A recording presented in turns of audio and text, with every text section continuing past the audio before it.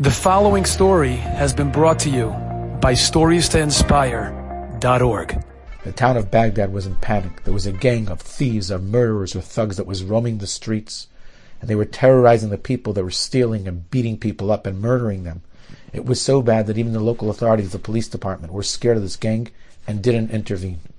Sadly, one of the gang members was a Jewish person. His name was Moshiko. When he was a little kid, he'd been part of a Jewish family, a dysfunctional Jewish family, and had a very rough upbringing, and he'd strayed very far. He was most feared, perhaps, from the entire gang. One day, Moshiko was walking down the street. It was an empty street. The Jews were totally panicked, and everyone stayed off the streets when he saw that one of the other gang members was dragging a little Jewish boy that he must have caught, going to do who knows what with him. And something in Moshiko's heart was stirred. His Rachmanis as a Yid. And he couldn't bear this. He couldn't witness such a scene.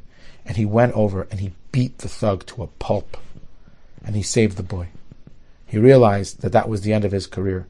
People would find out that he had beat up one of his own, and who knows what they would do with him. Problem was, he couldn't just stop being a thug. He knew way too much. He'd done too many things. He had too much information. They would kill him.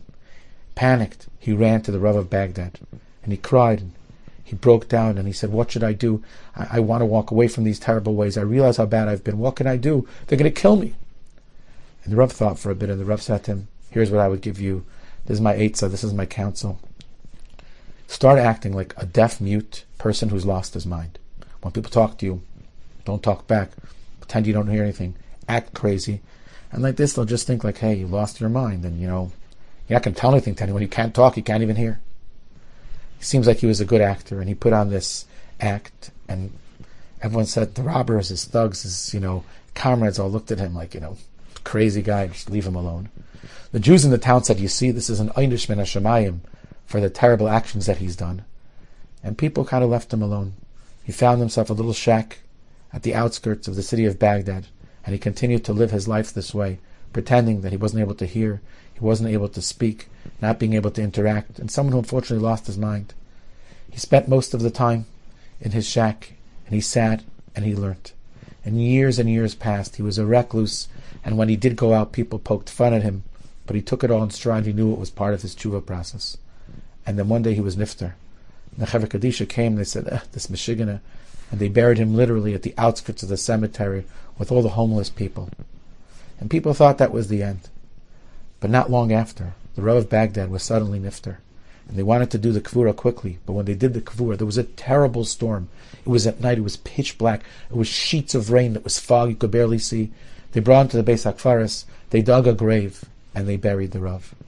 The next morning, when the storm had passed and the sun had come out, they realized that they buried the Rav right next to Moshiko. And they panicked. The Rav's children, the people in the town, they buried him next to a common thug, next to a Meshugana. That's not respectful to the Rav, but they weren't sure if they should move the Rav if they weren't. And they davened and asked the Kadosh Baruch Hu to give them direction. And one of the members of the Kehillah had a dream that night, where he saw Moshiko in the highest places in Gan Eden, and they realized that he must have been a tzaddik nister. He must have done Teshuvah Shalema. V'shavta ad Hashem Elokecha. He had returned to Rebbeinu Shalom. V'shamata b'kailei. He listened to the voice of a Kadosh Baruch Hu, and he died at Tzaddik v'Kadosh. Enjoyed this story? Come again. Bring a friend. StoriesToInspire.org